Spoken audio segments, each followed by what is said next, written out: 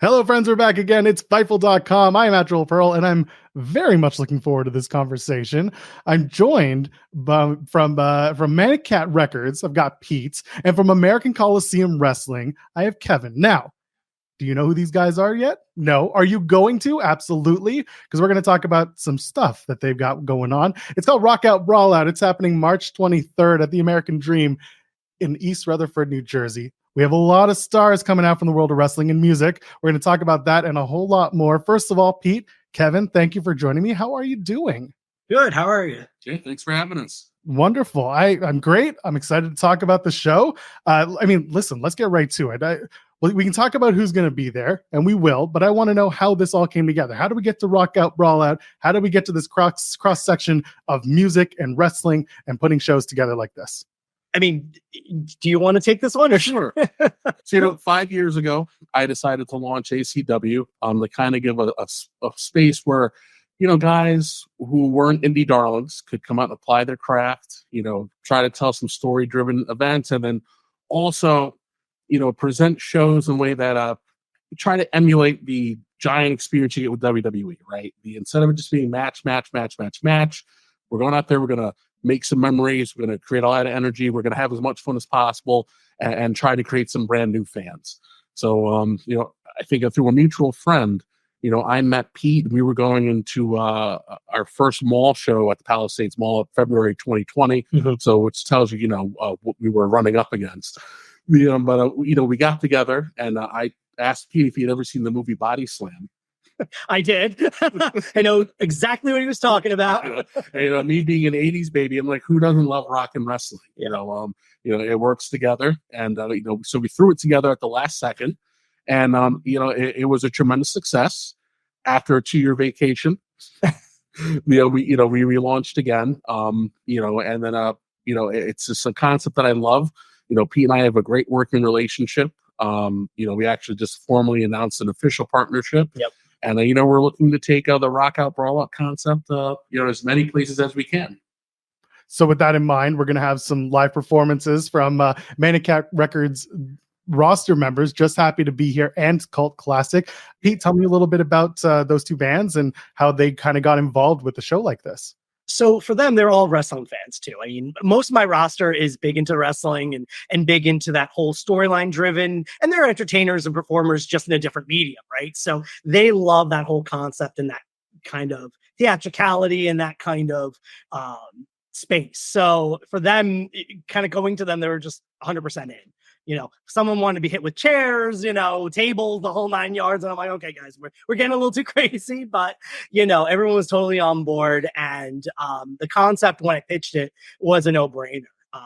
Very similar demographics when you're talking about, fans of the genres that we represent as a business, pop punk, hardcore, emo, alternative, all that stuff are very similar demographics with the wrestling community, the wrestling fans. So it just makes sense. So, we kind of bring a cross promotion to it and make something fun and exciting for them. Was there any talk about them, doing some music for any of the wrestlers out there? Possibly. Yeah, it's always open. I'm always open for collaborations. So yeah, we're always open to anything. Now, this is a really interesting thing I noticed on the website. Ryan Cabrera is on your list. I was waiting for that, Joel. Of course. For those who don't know, Ryan Cabrera, of course, the husband of WWE superstar Alexa Bliss. Was there any idea or any inkling of bringing in Ryan for any of the shows that you have going on? As much as I'd love to, I don't think it makes a lot of sense in terms of where he's going and his marketing and what we're doing with him. Unfortunately not, but a lot of the other bands on the roster are more than 100% in for something like this, but maybe not necessarily. Hey, you always got to ask, right? Absolutely, for sure. So let's go back to the show and let's talk about your musical tastes individually. So Pete, I know what you're into. I get it. Unless you're going to tell me like smooth jazz is my thing and my day job dictates otherwise. Fair. Kevin, what did you growing up listen to? What were you listening to, and what kind of music's got you going now? I always laugh because I run contrary to my family. They were obviously rap, hip hop, R&B, but I was always a metalhead. Listen, I love punk. I loved old school 80s hairband stuff. And then as I got a little older, someone gave me their iPod and had a monomarth on it. And then that's all she wrote. So, get me some speed metal. I spent a summer where I want to see Metallica, Pantera, Slayer. I can't remember who else was in there, and just in one big summer, and then top it off with going to see Ozfest. So it's like, give me my metal. I'm good. I'm golden. You just became one of my favorite people. A lot of my favorite bands just right off the bat. I'm a big Anthrax guy, and of course Maiden is one of my favorites. Pete, what about you? I know you're big into the punk world and all that, but like, who else has really tickled your fancy throughout the years musically? I mean, I grew up with Green Day. I grew up listening to 10,039 and Kerplunk and all those records. Yeah, I knew Green Day before they even broke out with Dookie.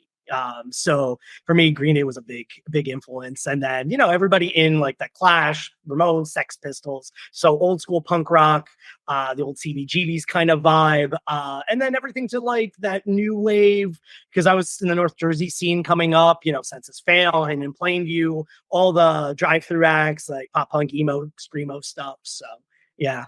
I'm a little all over the place. That's why the roster is so, diverse and, ADD all over the place. In terms of music and wrestling, I can tell you personally that a company that really did it for me was ECW back in the day, right? They would put together those music videos. Was that something that kind of brought you guys into wrestling as fans? Was that cross section of music and wrestling, or was it more the performance? Or like what really did it for you guys? Kevin, I'll start with you. Well, so I remember, being very young and seeing WWF on TV for the first time. It was like one of my earliest memories is my dad watching God, why am I brain farting all of a sudden? The bench press competition with Adam Morocco. And my dad was a big weightlifter guy, so he ate it up. He was a big LOD guy, but my grandfather had cable. Again, I'm an 80s baby, so people understand, not everybody had cable right away. So I'd go to my grandfather's on the weekend and watch NWA, on TBS, come home, wait till Saturday morning to see WWF on Fox. And then if my dad was working a late shift, sneak downstairs, watch an episode of Star Trek, and try to make it to WCW Power Hour. That's what I grew up with. And I got old, and all of a sudden I'm flipping through, and on MSG, you see this group of outlaws and this thing called ECW. And it changed the world. And who didn't love the month of November when it was time for the November Rain video package? It's like one of the greatest things in wrestling. So I always tell Pete, I'm like, once we get this figured out, one of the things I want to do is make our own November Rain video package. I don't care who we have to figure out how to get these rights from affordably, because we're two small companies and broke, so don't sue. This is one of the things on my wrestling bucket list. Pete, how about you? What about that cross section of music and wrestling?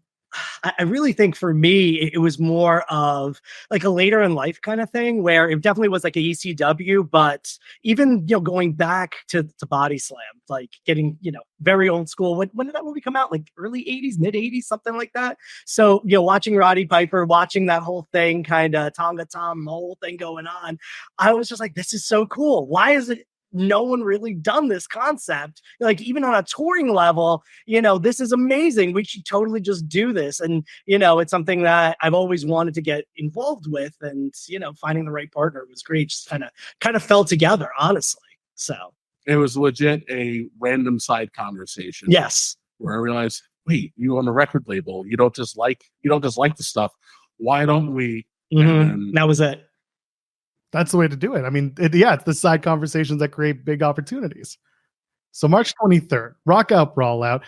Kevin, you were just talking about putting together your November Rain video. Listen, you got a lot of talent coming to this thing, and I'm sure a bunch of them play instruments. You got a former WCW star in Crowbar. You got Lance Anoa'i from the Anoa'i family. He's very well known out there. Former NXT star Bull James is coming. He's going to be there. And, the bands are coming, and that's fine. Maybe they can do the backup. But what if, maybe NXT personality Mackenzie Mitchell, former NXT personality as she is, and ROH's Cheeseburger, what if they come together and they all form a band, and they can put together their own November Rain recording for you guys to do a video? There you go. We turn November Rain into We Are the World. I didn't mention Wrecking Ball Lagurki yet because those big, stars and stripes will probably take over the whole thing, right? He's actually a bad idea, though. I'm just saying. Hey, if nothing else, I'm just bringing ideas. But no, you guys have a lot of stars coming out from all over the wrestling world. How are some of these talent coming to you, and how are they? Some of these are repeat talent that are coming in. I know the Crowbar has been on ACW shows, and Bull James as well. So talk to me about how some of these guys and girls are coming into the fold and what you're expecting them to bring as well. Sure. Well, listen, a billion years ago, I was an indie wrestler. I actually helped break Bull James in, so he's been, my best friend, for a very long time. I wrestled Crowbar. Crowbar was one of the people I give a lot of credit to, for kind of helping me find where I wanted to go as a wrestler. So, Chris has been a good friend for a long time, and it's one of the things where as long as I've been running, I've never been able to get him on, and Tommy Dreamer has been instrumental to helping a lot of the mall shows work. Unfortunately, there was a conflict, with TNA over in Philadelphia. So Tommy had to pull out, and Crowbar was available, and he jumped right in there. So he's very fired up, and excited to have an opportunity to essentially wrestle in his hometown. The Bull is a guy who I can get on the phone and say, "Hey, I need help," and he's going to say, "All right, I'll be right there." So I'm looking very forward to see what Bull is going to do. We actually will probably announce his matchup tonight, on Instagram. Let's see who else. Mackenzie. That was a pure act of happenstance. I'm happy it worked itself out in the end. That Pete can take point on that one. Yeah, I mean, I just reached out to her, and she loved the concept. I pitched her the idea, but doing and the whole vibe, and she jumped at it, which was great. She was really excited about it, and it just kind of came together very quickly. So we're excited to have her. So it's gonna be a lot of fun. Yeah, and then a big wrecking ball. He sent me a text and said, "Hey, do you have any space for Lance on the show?" And I said, "Yeah, of course." I'm going to say no to. Come on, what are we doing? The answer is always yes. You can never have too much fantastic talent on an event. So it sounds like a blast. I've never watched wrestling at a mall before. I gotta ask, how do you deal with the logistics of that? And are we dealing with sound issues? Because obviously you're gonna have live bands performing, and the ring is not exactly a quiet spot. How do you do something like that? How do you put together a show like that? The partnerships help. We've been very fortunate that our mall partners, kind of understand. Hey, it's wrestling, so this is going to kind of be. We're going to figure it as we go. The most important thing is just the energy, from the crowd. The second you hear someone hit the mat, it sounds like thunder, inside of the building, and it starts pulling people in.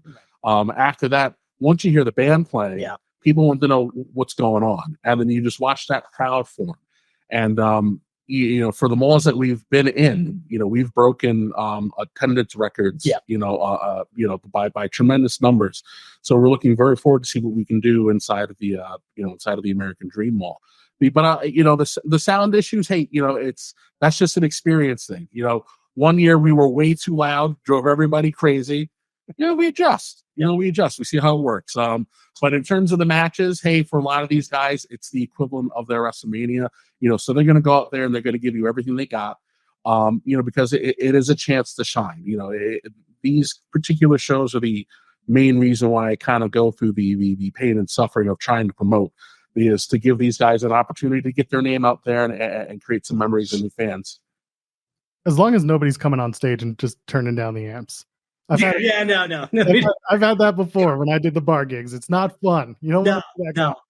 No, definitely not. We try and keep it pretty respectful, but just kind of maintaining that energy and that vibe throughout the whole thing. So yeah. So sorry, I was going to say, what is that vibe that you're hoping fans kind of come away with on a show like Rock Out Brawl Out? I think it's really the intensity. It's really just high energy all the time, kind of coming right at you for a good solid few hours. Yeah. It's real action, real fun, real close to home. That's kind of the mission statement that we have for ACW. And whenever we get the team with Pete's people, they just crank up another notch, and it's going to be a lot of fun. It's going to be loud. You're going to have a lot of oh my god moments. Yep.